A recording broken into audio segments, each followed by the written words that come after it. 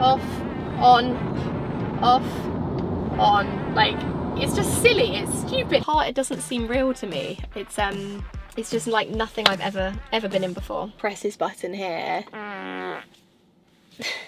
Hello guys, welcome back to a brand new Lucy on Cars. Today's car is activated via key card, the Tesla Model Y behind me right here. Now, very exciting, this is my first ever time a manufacturer's got in touch and wanted to work with us on the channel and sent us a car for an entire week to try out. So firstly, super exciting to have an opportunity like this. So huge shout out to you guys for subscribing, watching the channel, supporting me, and hopefully this is the first of many. So welcome back to the channel. This isn't the usual car that you might see on here. You know I like my bigger engines, my big 4x4s, my V8 turbos. You don't usually see things that are battery powered. However, I think this car is something special and it has definitely exceeded expectation. It surprised me. I've been driving it around for the last few days, running errands, taking it on lots of everyday journeys, and I'm excited to share it with you guys today. And by the way, before we get into it, I have to say Tesla have given me nothing to say. I've not been paid to say this. They've not lent it to me on the condition that I make a positive review. This is like a completely honest review, me driving it, my experience. You know that I give very honest, straightforward, everyday real life reviews on this channel. But yeah, I really am free to say whatever I think about this car. Now we're in the car, we've got an unusual way to start it. It's not a keyless start per se. I mean, it's keyless as in there's no key, there's this, but you have to do something with this to get it to start, which I think is quite unusual, and it feels like you'd have to get used to it. With the BMW, you just have the key in our pocket or somewhere in the car and the engine will start. With this, we have to take the key, tap it down here, it'll make a little noise, and then we can now put it into drive. So we put our foot on the brake, hand on the little, what would normally be a windscreen wiper, but it's actually like a gear stick. Pull it down twice, like a hard pull, and we go into drive. So you can see you've got your driving modes along here, and up here is where your speed is. So it's so unusual not having dials in front of you. It definitely takes some getting used to, unless you're a Mercedes driver, which has a similar system on there. But for me, I've not had a car like this before. And then again, when you go into park, if you hold down the P, it puts a handbrake on for you as well. So again, when I first got in, I was like, where's a handbrake? Is it one of these pulley ones? There's nothing here, there's no button, there's no lever, but it's just a little press of that button. But anyway, head back into drive and take this for a little spin and show you guys what it's like to drive it. We're going to do a very quick speed test now. I mean, it's not the longest bit of road, but just to get up to speed, I'm going to completely floor it. So this is going to be foot straight down to the floor, and hopefully my cameraman's skills are quick enough to get the, let's see, foot's off the brake, I'm hovering on the accelerator. You ready? Birds, mind out the way. 3, 2, 1.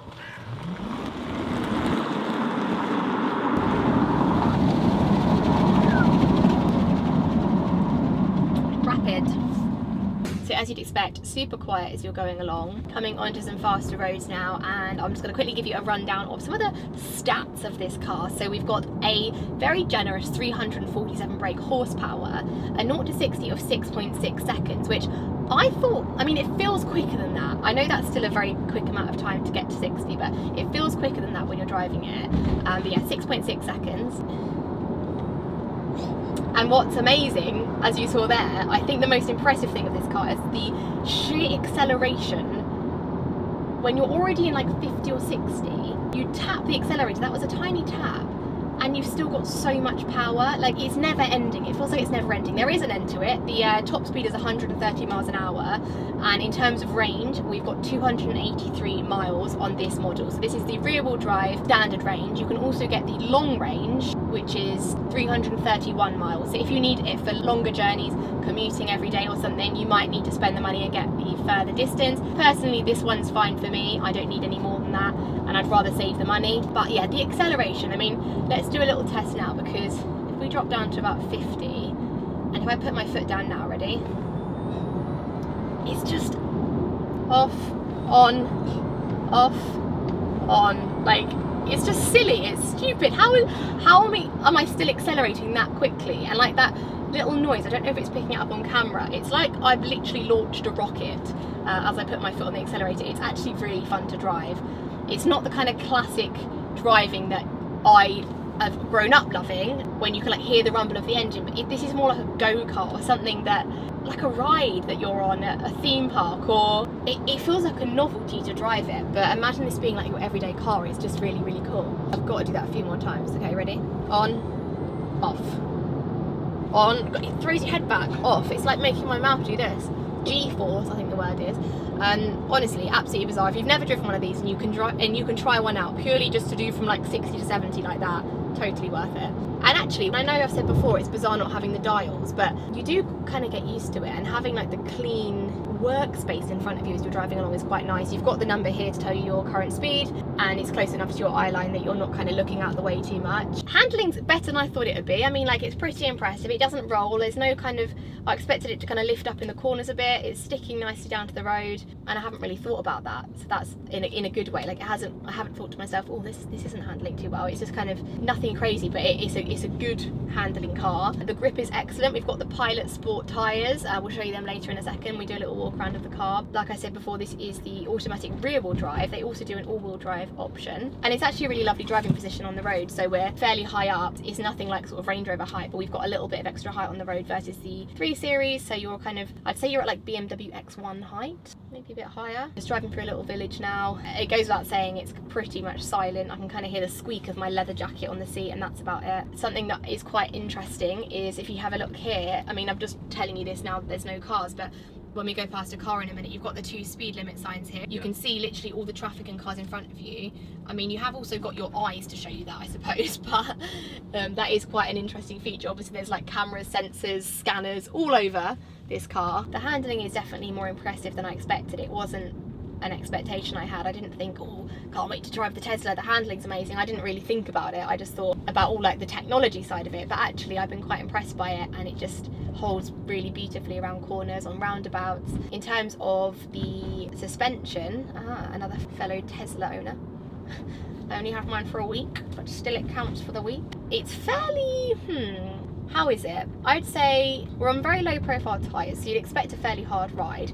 It's not too hard, but you definitely do feel the bumps in it. Yeah, it's like in the middle, isn't it? It's not like the plushness of a Range Rover with air suspension, but equally it doesn't feel like you're in the Lotus that we've got, like your bottom being dragged along the floor, feeling every single bump. So it's definitely somewhere in the middle. The same with road noise. You're not hearing too much. There's a little bit, but it's nothing that would like put you off the car. But at the same time, it's not totally insulated and silent. Costs wise, you're looking at about 45 grand for these brand new.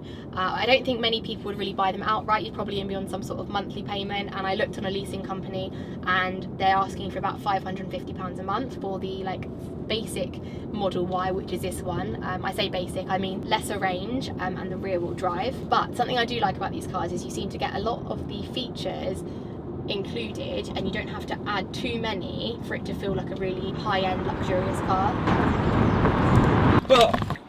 You're right, George.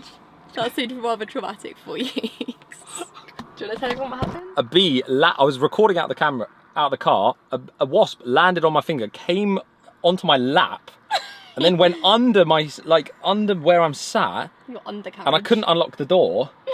Anyway, sorry, back to this review. There's actually not loads to show in here because it is so futuristic and minimal. It's definitely minimalistic, that's definitely a good word. When I first got in this, I was quite taken aback by how little there is inside.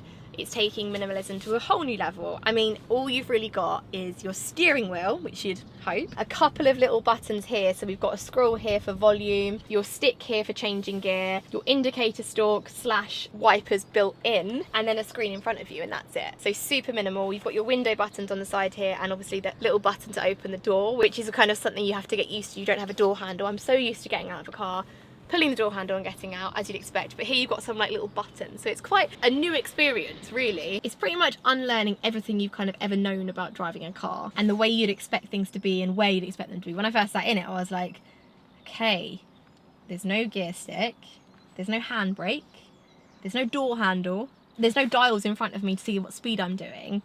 It's just all brand new. The seats are electric, as everything is in here. Pretty comfortable seats, I've got no complaints there. The lumbar support's quite intense in your back, but you can move that around a lot. And the colour is amazing. It's like a proper bright white leather seat. Personally, I've got a 2-year-old, I'd be terrified to have this colour. I think I'd have to opt for black, but this does look amazing, and it's so striking, like the contrast with the black and white, because it's not like white seats where you get when it's kind of like creamy ivory, like an off-white. This is like a proper solid white, like a Mr. Whippy ice cream. Super nice. The textures in here are amazing. It's all really soft. Like here we've got the little phone slot where you pop your phone and it charges your phone for you, but it's this amazing suede material. This down here, it all just works really beautifully. The softness of the leather, the lovely stitching along here, the steering wheel feels lovely to hold. And yeah, there's a snot nose going on. In this car, I feel like if you want to know where something is, you basically press the car button here and search it. That's how I've been getting around it anyway.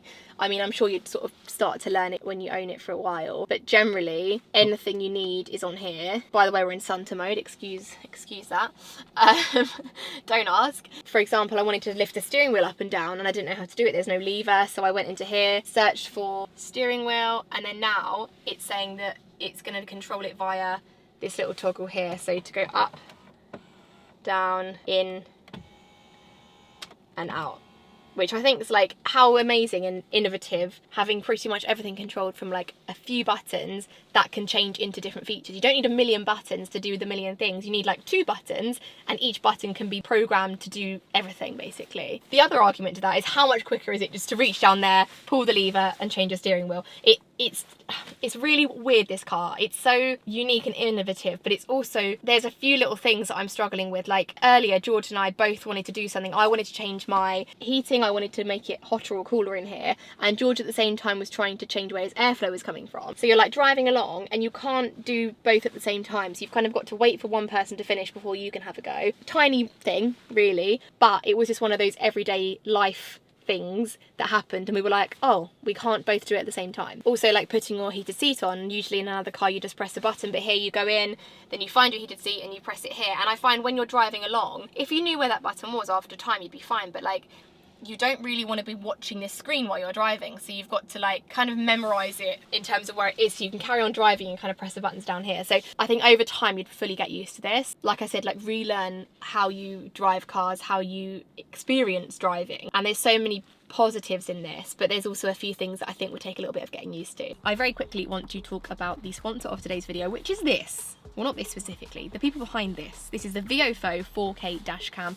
to be specific, the A229 Pro. Why might you want a dash cam, you ask? Did you ask? I'm going to tell you anyway. Dash cams are great for a number of reasons. I mean, there's a lot of drivers out there that are a bit, I mean, what is it with drivers in England? I find that I'm often questioning how someone perhaps acquired their license in the first place. And a lot of accidents happen on the road for things like people being on their phones and not paying attention, being distracted, and it would be such a nightmare if someone goes into the back of you or you have some sort of collision. It's not your fault, it's the other driver's fault, but you can't prove it. It's just one word against the other. Basically, this dash cam is going to record it for you. So you guys watching, I know you're good drivers. You're not the people that I'm questioning here. You're the people that need this dash cam. So it's people like us that need to install these in our cars for security. This bit of kit is a 3-channel dash cam. So we've got this guy, the big guy, sitting at the front of the car, 4K, rear camera in 2K, and we've got an interior camera in 1080p. So really you have this all-round coverage for any incidents that may happen on the road. These things have Sony sensors as well in the actual camera, so as you can see the picture quality is very good. We're using a Sony to actually film this right now, so we're Sony all round. It actually comes with this hard wire kit, so basically you can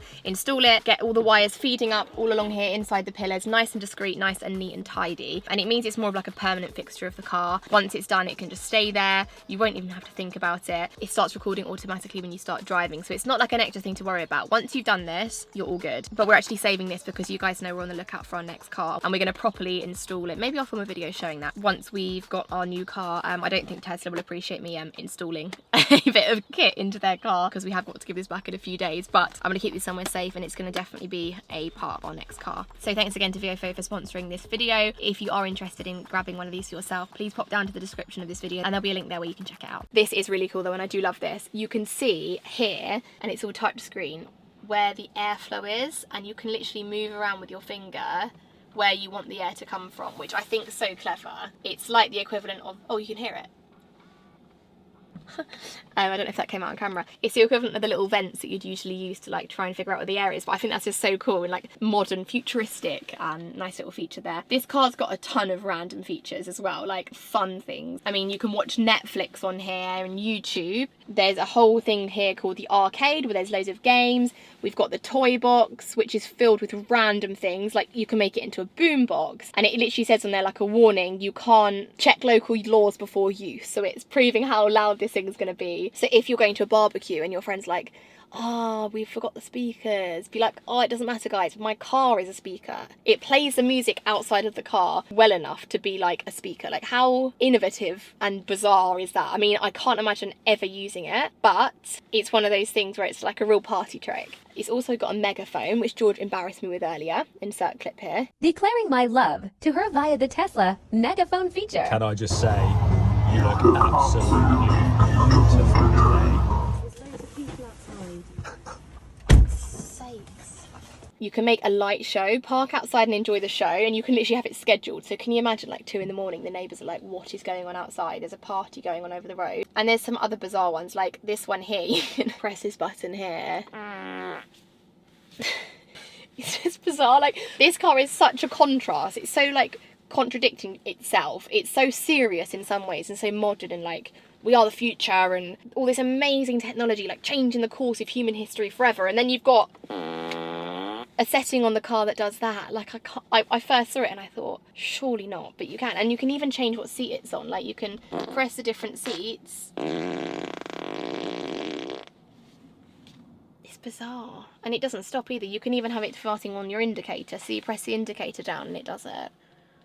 It's a bit bizarre. It's almost like a parody as well. I find this car is almost like a bit of a gimmicky parody, like, let's see how far we can push technology, almost taking the mickey in a way, which is quite entertaining. They've broken down the fourth wall, if you know that theory. And there's also romance mode here, which I'll turn on now. Oh, we've got to go into park for it, where you press get cozy. The fire comes on, the heat comes out of the vent here. You can hear crackling from the fire, which I love. And then in a second, there should be some, and it plays some lovely music to get you in the mood for, I mean, what's this for? Romance. No, I can't say that, it's too... Absolutely boiling though, you need to turn this off. How do we get it off? Oh, do it. Right, okay. We're still getting used to all this. We've got a sketch pad, we've got it looks like you're on Mars while you're driving around. You transform your map to the surface of Mars, obviously. Santa mode, and then the classic rainbow road, which is when you're in the auto steer setting. So, lots going on. I think this would take a long time to get used to. I'm not going to sit through and show you every single button in this car. I feel like I probably could, and I might do a video soon showing some of the random features. There's a few Easter eggs in this car, things you can say on voice command which gets it to do very funny things. So I might do that video soon while we've still got the car. The cameras in here are absolutely amazing. So if we press this one here, we can see left and right, and when you actually indicate when you're driving along, say I indicate left, this camera shows up. So if there's like a cyclist there, it almost, I mean, I still look in my mirrors. I can never not look in my mirrors. This is what you're taught to do, and I think it would take a long time to unlearn that, but it's almost the equivalent of looking in your mirrors, but a better version of that, because you have full visibility. There's almost no blind spot because the camera's just right there. Another hilarious example of not knowing where anything is, we couldn't figure out the glove box yesterday, so I typed in glove box. It just opens like that. I don't know if there's actually a button. No, I don't think there is. I think you literally just press that button and it unlocks your glove box, which is just bizarre. Like, it's almost not real. This car, it doesn't seem real to me. It's just like nothing I've ever been in before. The sunroof is amazing. It's like panoramic all the way from here right the way to the back of the rear headrests. It's got a slight tint to it as well, so it's not too bright. It's kind of odd having a sunroof where you can't choose to have it open or closed. It's just always there, but I do really like it, and it's a feature that just makes the car again feel more futuristic, because you're just like open to the elements. Well, not literally, but you can see them from the comfort of your car. Plenty of space in the back as well as a back passenger. You do feel very far away from the front passengers.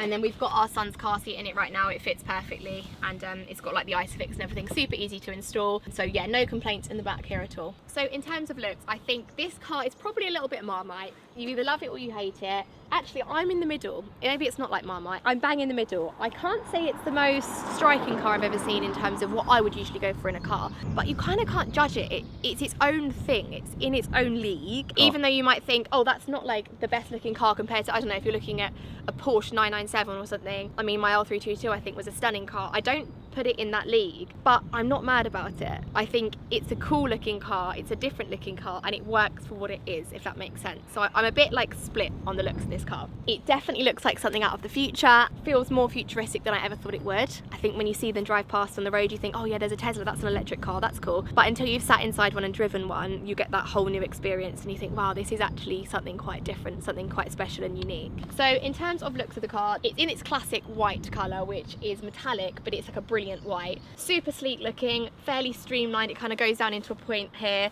I like how the black kind of is like almost like an arrow. It's all kind of facing forwards, and it's maybe showing the speed, like it's showing, I don't know, maybe I'm thinking of this in too much depth, but it looks like it would be a fast car, if that makes sense. Quite nice looking headlights, very thin, and then we've got these big wheels down here. Fairly low profile tyres actually for an SUV. They're not crazy low profile, but more than I thought.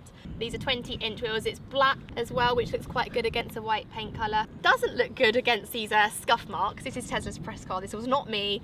It absolutely was here when it was dropped off to my house, I promise. Who's had this car in the car YouTube world? If anyone knows anyone else has had this car, check out if they had scuffs or not when they filmed the video, because I reckon it was them. Maybe we can grass them up a bit. These are the Michelin Pilot Sport tyres, and I've seen people use these on Porsche 911, so like a very sporty tyre, really high end, which is a theme of this car really, and I think they're quite nice looking wheels. I probably wouldn't pick these wheels on another car, but again, it just suits it and it just makes sense with this whole like Tesla thing. Now, before this car arrived, I was reading and someone was saying how one of the features that they like is that it's got air suspension. But let's have a little look. I mean, it doesn't feel like it when you're driving it, to be honest. No, it doesn't, I don't think. Maybe that's an extra that you can add. I'd have to double check that.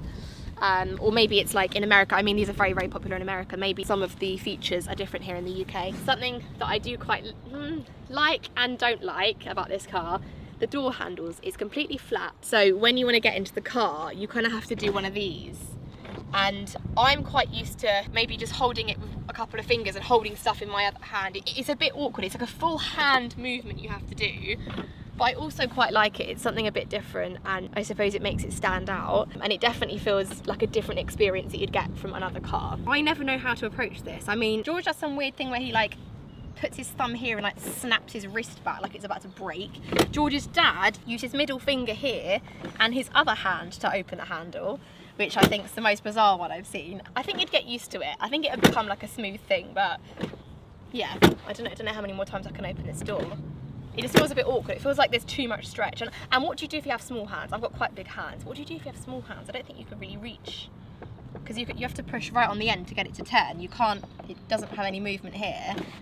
And then you'd have to like, I suppose you'd be alright, you'd figure it out. So in the boot, it's an automatic boot, which is always good. Very clean, very like simplistic. Is that right? So open up here, we've got a nice deep boot space. I mean, I never know what people do with these holes in their cars. What are you going to put in there? It's not big enough for a buggy. Maybe some food shopping, but then why wouldn't you just have the food shopping here? I'm not sure, but maybe it's good for storage of like walking boots and stuff. Two very deep holes either side down here. And we've got our little Tesla charging cable in the back. All very neat. Nice looking bit of kit there. I mean, you can't actually see, I'm just showing you the bubble wrap. Shall I unwrap it? The reason I haven't actually used this yet is because obviously we've got the BMW hybrid. We've actually just been charging it on our current charging cable overnight, and it charges quick enough on there. It's a fairly slow charge. I think it's like 18 hours to go from 30% to 100, but obviously you have got options with the fast charging Tesla stations around the country with this cable. But yeah, we haven't really taken it on any crazy long journeys, more just like around town and like our usual errands running. But yeah, I will sit in the boots as I do, and I've got no problem getting in this one because it's ginormous. You can have a picnic in here or something. It's actually got a lot of space, and it's nice squeezing into a boot where the roof is nice and high. I don't have to like duck in and do some weird lying down position. Very nice looking button there. Some boot buttons are a bit ugly. This is quite a nice looking one. And nice easy boot close, and I think the rear of the car is pretty nice. Obviously when you're inside you've got the sunroof, and I like the glass at the back like touches onto the sunroof, so it's almost seamless. I mean, it'd be amazing if it was one piece of glass. It's not, obviously, because the boot has to open, but it's kind of got that look. And you look at this car and you think it's probably like a similar normal saloon kind of car, but when we parked next to a Ford Focus earlier, it looked like a monster truck. And then even parked on the drive next to our BMW, it's just ginormous. I almost didn't expect that. It's a lot bigger than I thought it was, and that's why I like sort of the space inside. You're so far away from other people and it just feels like a bit of a spaceship. For a little roundup, in conclusion, daily driving this car, living with this car, I mean, firstly, it's great that I've had this for a whole week and I've really been able to experience it. Often I have these cars for like 2 hours, and my first reaction to driving it's on camera. This time I wanted to drive it first and experience it and live with it. It's incredibly easy to live with, and I do definitely see the appeal. I joked around with George and I said the perfect combination for us would be like a V8 L322 with this next to it on the drive, because then you have both. I really am like a car person, and I don't know if this is a driver's car per se in like a traditional sense. It's definitely got its features and it is fun to drive, but not in like the traditional way that like a petrol car might be, or a diesel, or like an old manual something. Like, I'm sure you guys know what I'm talking about and what I'm getting at here. For example, a 997 GT3 just drove past and it sounded amazing, and you're not getting that like excitement with this. It's still a lot of money, £45,000, but this is almost like the perfect car for people that aren't as into cars but that want to enjoy all of these amazing features. Like, personally, if I had one of these, because it could be an option in the future, if I had one of these, I would want another sportier car alongside it, but I can totally get the appeal with these. I just think this would be like the perfect road trip car, the perfect car to get like a drive through in, because you've got so much space. You get your romance cozy settings on, you pop Netflix on, and you've got like the dream car for like road trips and cozy nights in your car. I think it's got so many amazing points, and I have really enjoyed driving it. Oh, I haven't even touched on this. This was quite a big point I forgot to mention. The acceleration and braking is quite unusual, and it's different to other automatics I've been in. So when you take your foot off the accelerator, I'll take it off now, it automatically brakes for you. You barely touch the brake in this car. You end up just lifting your foot on and off the accelerator in traffic, which I'm used to lifting my foot on and off the brake in traffic because it sort of rolls forward. This naturally doesn't roll forwards. There's a setting to make it roll forwards if you want to, but naturally, as it comes, you take your foot off the accelerator and it brakes quite harshly. It's not like an emergency stop, but it like really starts to brake you, which is quite disorientating. When you're going down a hill, you have to continue accelerating, and I'm used to having to brake on a hill, but you're accelerating down a hill, which is a bit weird. But again, it's one of those things that owning it, you'd get used to it. I'm used to it. I've driven it for a few days and I'm completely used to it now. It'll be very weird getting back into the BMW because actually we haven't driven it for the whole time this has been on the drive because we've been enjoying it so much. I think I'd have to like really focus and make sure I remember how the brake and accelerators are in that car because I'm totally used to this now. It's just all a big learning curve, and once we're in the ecosystem of Tesla, I think it's a good place to be. It's a fun place to be, and you feel quite current and like, I don't want to say like on trend. I sound quite old. Like I almost sound like I'm being like, oh, it's very hip, but like you get what I mean. It feels like you're at the front of technology and the front of what's going on, which I know is like, it's a good place to be, and it's a fun place to be because I know that will appeal to a lot of people, especially people like that want the latest iPhone the day it arrives, the day it lands, and they're queuing outside the Apple store. This car feels like you've kind of made it and you've got to the front of the current car manufacturer world as it is today. So incredible car, and I feel very privileged to have driven it for the last week. It's definitely an experience, and like I said, if you can get your hands on one of these just to drive and experience it for yourself, then I'd highly recommend it. I hope you enjoyed watching this video today. If you're surprised by anything, then pop a comment below, and if you're a Tesla owner, come and say hi in the comments and tell me what it's like to live with one sort of on a long-term basis. If you have a cool car that you want me to drive and make a video on, then don't forget to email me hello@lucyoncars.com. But yeah, I hope you enjoyed this video. I know Tesla mentioned about lending me another car as well, one of their other models, so if you'd like to see that, then please leave a comment, let me know which one you'd be interested in seeing. As always, subscribe, give the video a thumbs up. Thanks so much for watching, and I'll see you very soon in the next Lucy on Cars. Goodbye.